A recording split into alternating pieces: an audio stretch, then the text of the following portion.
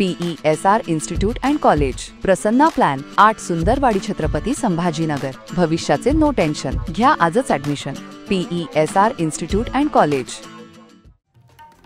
स्थानिक निवडणुकांच्या अनुषंगाने सध्या मतचोरीचा मुद्दा चांगलाच गाजतोय।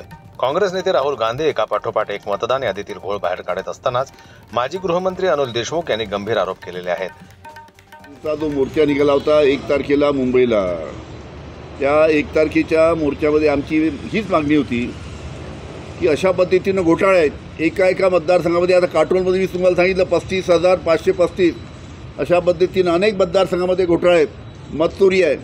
आमचं तेच म्हणणं होतं की या सर्व बाबतीत संपूर्ण मतदार याद्याची व्यवस्थित पाहणी करून, तपासणी करून, ज्या जाणीवपूर्वक चुका केलेल्या आहेत निवडणुका जिंकासाठी, त्या पद्धतीनं हे संपूर्ण नाव चांगल्या पद्धतीने यादी स्वच्छ करावी, त्या चुका संपूर्ण इलेक्शन कमिशननी काढाव्या आणि मग निवडणुका घ्याव्या, अशी आमची सर्व महाविकास आघाडीच्या पक्षांची मागणी होती।